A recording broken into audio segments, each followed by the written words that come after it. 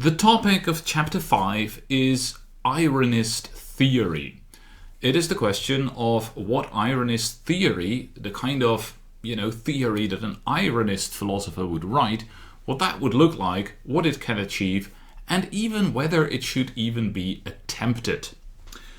The three central figures in chapter 5, as the title indicates, are the novelist Marcel Proust and the philosophers Friedrich Nietzsche and Martin Heidegger.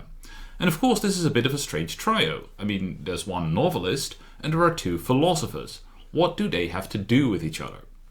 Well, according to Rorty, all three of them are ironists. But where Proust is a novelist, somebody who doesn't build up a theory, but somebody who tells a story that is fully contingent, that doesn't like strive towards speaking some kind of overarching truth, some kind of truth that is true for everyone. So where Proust is a novelist who is like at home in the contingent, Nietzsche and Heidegger are in a much more difficult predicament. Nietzsche and Heidegger are theorists who have good reasons to be suspicious of theory. Right? They are people who try to build up a story that is supposed to be, believable by all of us, about why there are no stories that are believable to all of us. So let's look at what Rorty is going to do with these three figures. So at the bottom of page 96, Rorty tells us about ironist theory. And he says, the goal of ironist theory is to understand the metaphysical urge, the urge to theorize so well that one becomes entirely free of it. The generic trait, this is a little bit below this on page 97, the generic trait of ironists is that they do not hope to have their doubts about their final vocabulary settled by something larger than themselves. And then a little bit later, the specific difference which distinguishes the ironist theorist is simply that his past consists in a particular rather narrowly confined literary tradition, roughly the Plato-Kant canon, and footnotes to that canon. And so what the ironist theorist wants to do is they want to break the spell cast by reading the books which make up that canon. The basic vision of ironist theory, or the kind of philosophy that Rorty himself is engaging in, that Rorty is painting here, is what we might want to call therapeutic. That is a term that has been, I suppose, coined, but certainly applied in the context of Wittgenstein's philosophy. So there is, this is not the only possible way of reading Wittgenstein, but there is a very famous way of reading Wittgenstein, which says that he is interested in offering us therapy. Right? What is happening is that we are haunted by all these philosophical problems that sort of tend to, lead us off into fruitless directions and have maybe mental anguish because we feel that we can't solve them and so on and so forth. And what Wittgenstein's philosophy would then supposed to be doing is it is a therapy. It doesn't give us the answers to the questions, but it makes us able to let the questions go. Right? It doesn't give us the answers to the questions, but it makes us able to let the questions go. It is a little bit like the kind of therapy where, what you've always wanted was the love of your father. And of course, what the therapy does is it doesn't give you the love of your father. I mean, how could it do that? But it allows you to let that go, to no longer define yourself in terms of not having been loved by your father. So if the point of ironist theory, as Rorty describes it here, is to break the spell cast by reading the books that make up the Plato-Kant canon, well, that means that, something has gone wrong in your life. You've been reading Plato and Kant and all these other philosophers. That's what's been going wrong. And now you want therapy. And that's what the ironist theorist gives you. It gives you a therapy for reading the Plato-Kant canon. If that's the way that, if that's how the story works, then presumably what we like, the ideal situation for us is to never get into philosophy at all, right? So the ideal situation is the situation where you immediately stop watching this video or any other video that I am uploading about philosophy, or that anyone else is uploading, or any of these books, unless you have already been perverted and now you need the cure. That seems to be sort of, Rorty doesn't delve into that at this point, but that does seem to be the underlying background theory here, that philosophy is sort of the cure to the problem that is philosophy. All right, not a very positive conception of philosophy right here, but maybe something more positive will come up at a later point. In fact, Rorty is going to say that, for people like him, reading Nietzsche and Heidegger is like fantastic, and it sort of really helps him out. But still, there's this underlying feeling that we're just doing kind of therapy to solve the problems of what went wrong in our earlier lives. And apparently what went wrong is that we read metaphysics. So what is the difference between an ironist novelist, so who is not an ironist theorist, so somebody who is not really invested in the metaphysical tradition, and an ironist theorist like Nietzsche and Heidegger, who are invested in the metaphysical tradition and need to do something with that, who need to redescribe that tradition in their attempt to break free of it? Well, here's one of the things that is different for those two kinds of writers, and I'm at page 100 now. The difference between people and ideas, and so Proust is writing about people, right, and Nietzsche and Heidegger are writing about ideas. The difference between people and ideas is, however, only superficial. What is important is that whereas the collection of people whom Proust met, who described him and whom he redescribes in his novel, is just a collection. Just the people whom Proust happened to bump into. So it is fully contingent. You can't read À la recherche du temps perdu, Proust's great 7-part novel, and believe that he is somehow telling the story of everybody's life. Right? No, it's his life, or the life of his fictional alter ego. The vocabularies Nietzsche discusses, by contrast, are linked dialectically, related internally to one another.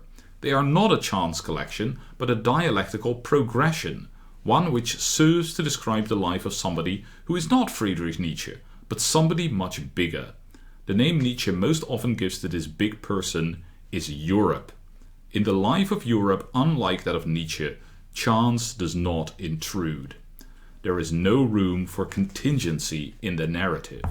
So the idea here is that as soon as I start describing something like the history of thought, or the history of philosophy, or the history of something like that, the different episodes that follow each other in history are not just like it's not random that you have Plato and then Aristotle and then the Hellenistic schools and then Neoplatonism and Neo-Aristotelian.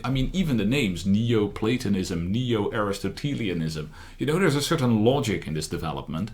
And there's a logic in how Christianity interacts with this tradition and what happens then. And there's a logic in how, let's say, modern philosophy from Descartes on develops into rationalism and empiricism, and then Kant, who brings certain elements of rationalism and empiricism together, and then, into the historicism of Hegel, and so on and so forth. There is a certain logic there. And so there is a temptation to describe this as a story of necessity, to describe this as the way that European thought had to develop, a story which no longer leaves room for contingency. And of course, once we do that, we are losing an essential element of what it is to be an ironist, right? And so there is a temptation in theory, in writing about theory, to lose sight of your irony. And so there is a tension in being an ironist theorist.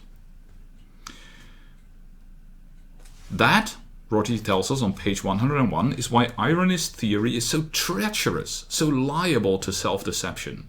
It is one reason why each new theorist accuses his predecessors of having been metaphysicians in disguise. Right? It's like, oh, you thought you saw something, some reason that made all of this necessary, that means that you are still positing a metaphysics. Okay, how to get out of that, right? How to make sure that you are not the last metaphysician? Well, here is a strategy. Again, page 101, a little below the bottom. What Hegel, Nietzsche, Heidegger have in common is the idea that something, history, Western man, metaphysics, something large enough to have a destiny, has exhausted its possibilities. So now all things must be made new. They, these writers, are not interested only in making themselves new, they also want to make this big thing new. Their own autonomy will be a spin-off from this larger newness. Right, so what we see is that the history of European thought in the metaphysical tradition has exhausted itself. Right, it's come to the end, and that means that something completely new now has to happen. And I link my own story to that, right? Because I am the person who sees this. I am the person to bring about or play a role in bringing about this transformation into a post-metaphysical Europe, for instance. But already when you tell this story, you feel that there is maybe something metaphysical about that, right? There's something metaphysical about saying metaphysics had this history and it has now come to its final end, and now we arrive at the post-metaphysical. Right? If you tell that story as something that's not contingent, as something that's not just about, like what Rorty would do, like, let's try this way of talking, then you are slipping into the very metaphysics that you want to get out of.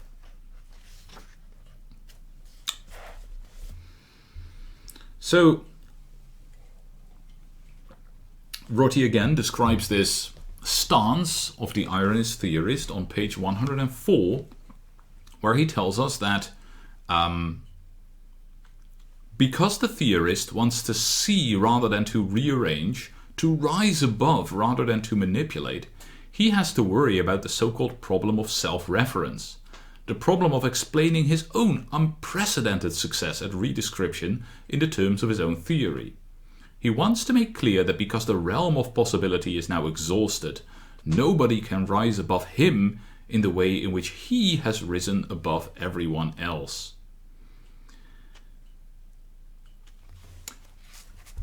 What we have here, right, I mean, this temptation, again, of the ironist theorist is the temptation to say, look, the story of metaphysics, the story of this tradition, like, I am not just a further part of this tradition, right? I am a part of this tradition, right? I feel obsessed. I'm obsessed with it. I write all these books about it. Of course, I'm a part of this tradition. But the whole point I want to make is that I end the tradition, that I break free of it, that there will be no more, that I am not just a further stage, a further step in the continuation of this tradition. And the only way to do that is to say something like, okay, the realm of possibility is now exhausted. Nobody can do to me what I have been doing to all these other people. Now, I'm not sure that, it's true that all of these writers fall necessarily into this pit, right? I think you really would have to do a lot of work, especially for Nietzsche, to think of him as somebody who wants to do this, who wants to make clear that the realm of possibility is now exhausted. That is really not the sense that I have of Nietzsche. But we will see that Rorty has some things to say about Nietzsche, about how Nietzsche still falls into metaphysics later on. So, the problem of how to finitize, this is the bottom of page 104, the problem of how to finitize while exhibiting a knowledge of one's own finitude, is the problem of the ironist theory.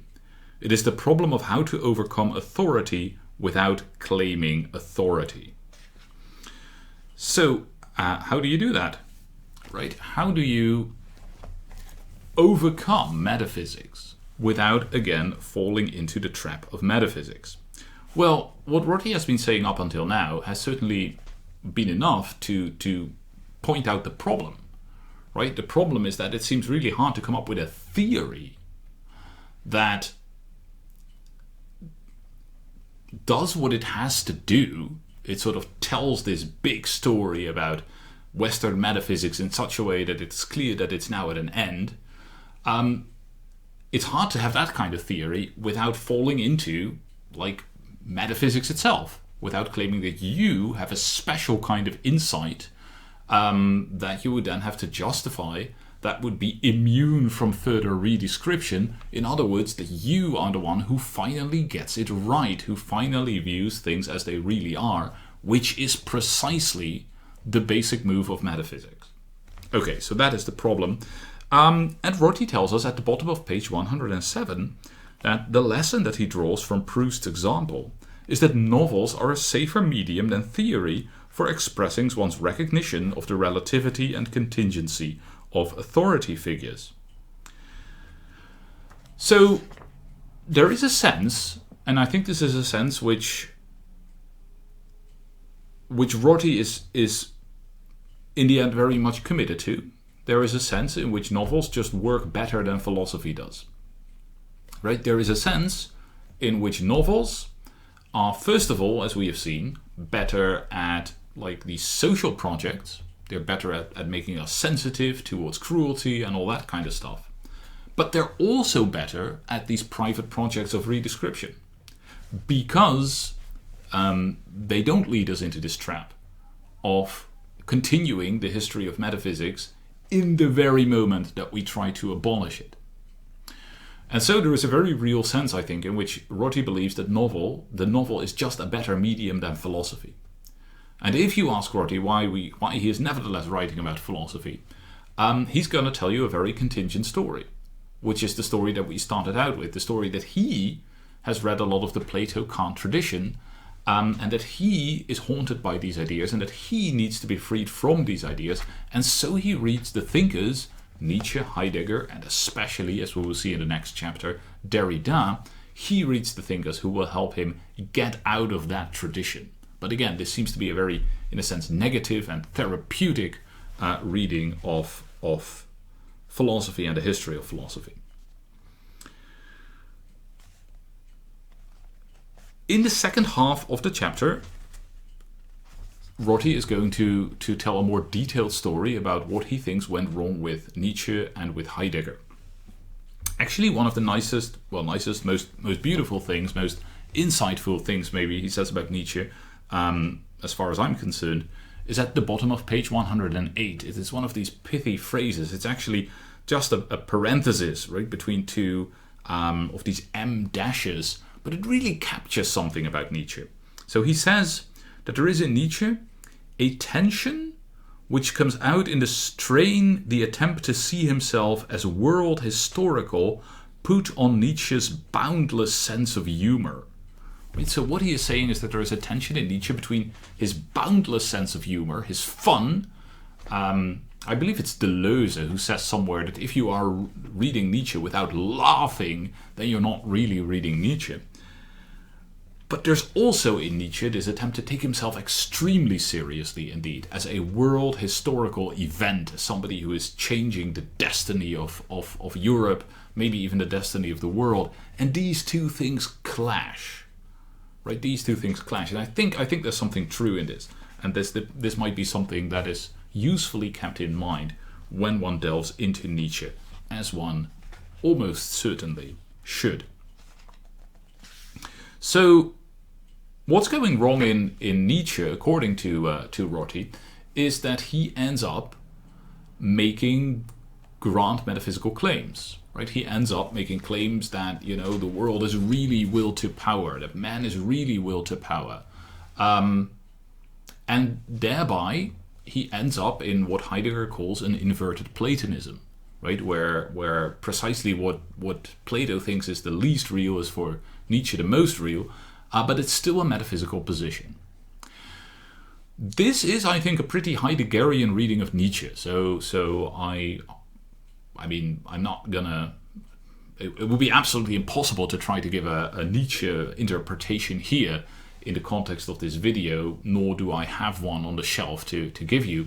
But I do want to stress that Nietzsche's work is very multifaceted, and you can tell different stories about Nietzsche. But okay, Rorty is here emphasizing that in Nietzsche which still is metaphysical, right? And so chastising Nietzsche for ending up once again perpetuating metaphysics rather than really putting it to an end and escaping from it. And of course he does this because he sees himself as world historical, because he sees his own stories as not contingent but telling us about, you know, the destiny of Europe or the necessary development of Europe or something like that.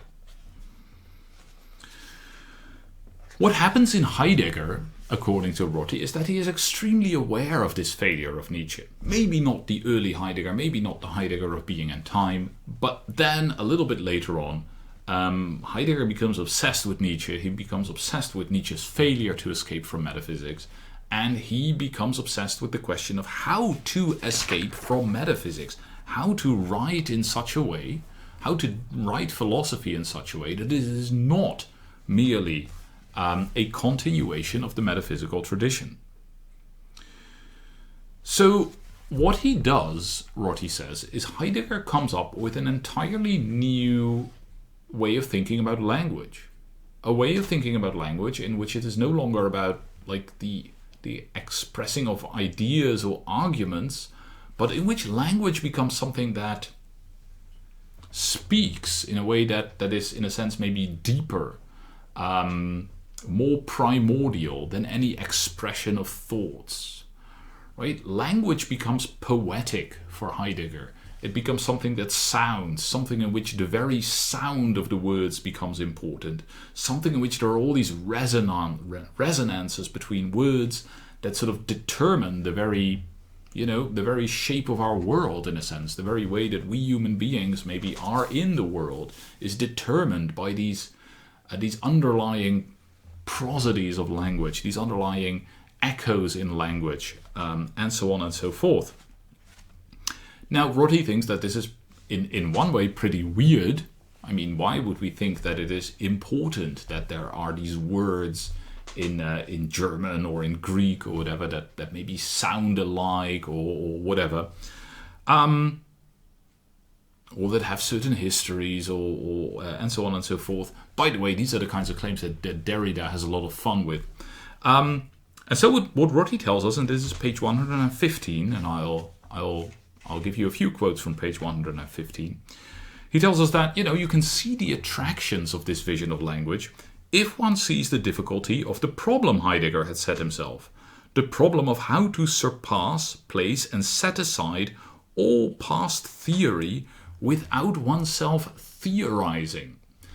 So Heidegger is trying to be an ironist theorist without being an ironist theorist. Right? He wants to talk about this metaphysical tradition, but he wants to talk about it without perpetuating it. And he wants to do that by doing something that is not theorizing. And by the way, this is, I mean, in a very different way, something that you can also see in Wittgenstein, where Wittgenstein says things like, you know, whatever I'm doing, it is, I can't be making claims. Now, Wittgenstein doesn't have the historical consciousness of a Heidegger, but it's interesting, I think, how this idea that language, that expressing theses is not the form that philosophy can take, is something that springs up in early 20th century philosophy in different ways. Okay, so what Heidegger wants to solve is the problem of how to keep hints and gestures distinct from signs and chiffres. Chiffres, I don't know how to say that. From the signs and chiffres, maybe it's just French, the signs and chiffres of metaphysics. How, for example, to prevent the phrase house of being from being taken as a mere hasty image which helps us in imagining what we will. The only solution to such problems is, do not put Heidegger's words in any context. Do not treat them as movable pieces in a game, or as tools, or as relevant to any questions save Heidegger's own. In short, give his words the privilege you extend to a lyric which you love too much to treat as an object of literary criticism. A lyric which you recite, but do not, for fear of injuring it, relate to anything else. Right? So the way that Heidegger ends up doing philosophy, according to Rorty, is that he ends up creating these texts that sound in a certain way, that are not supposed to be theories, that are not supposed to be evaluated in the sense that we evaluate normal philosophical texts, right? Where we say, okay, is it true? How does it apply to this question that I have? Or, oh, maybe if I take this part and that part, I can build up a new theory, right? That's not what we're supposed to do. We're supposed to listen to it, and then something ineffable happens. Something that is not in language, something that is not theory. And I think that Rorty is right.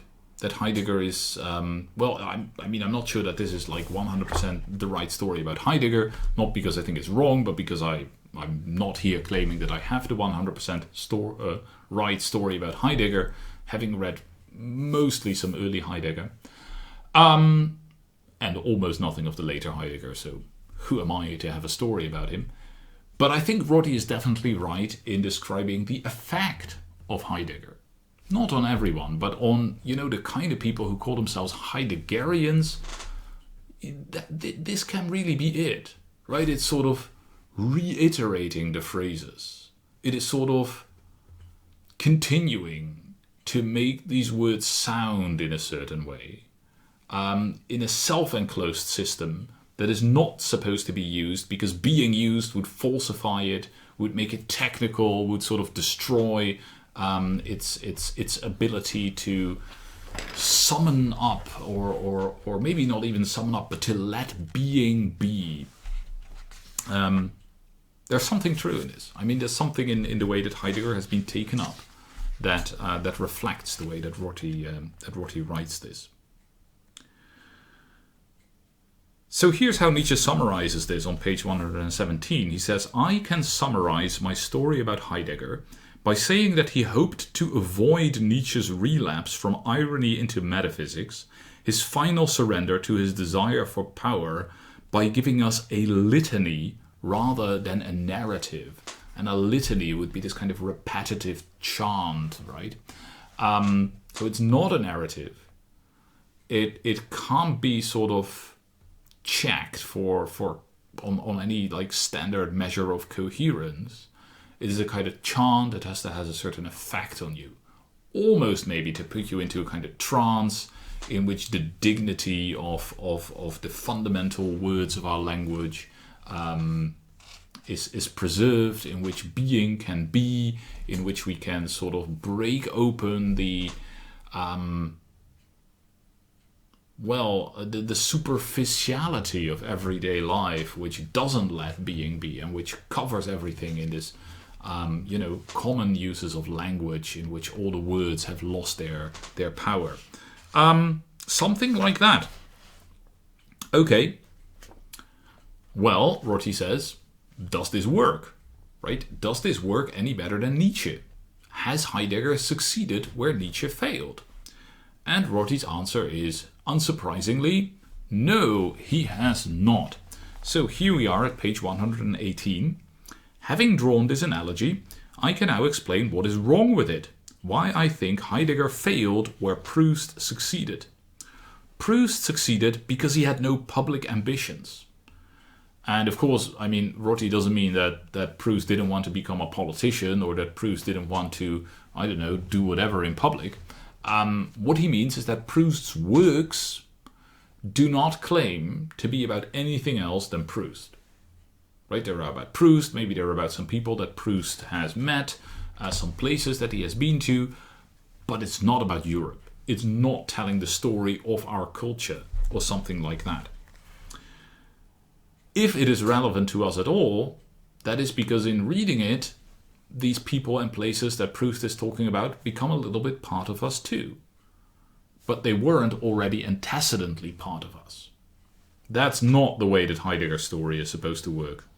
Heidegger thought he knew some words which had or should have had resonance for everybody in modern Europe. Words which were relevant not just to the fate of people who happened to have read a lot of philosophy books, but to the public fate of the West.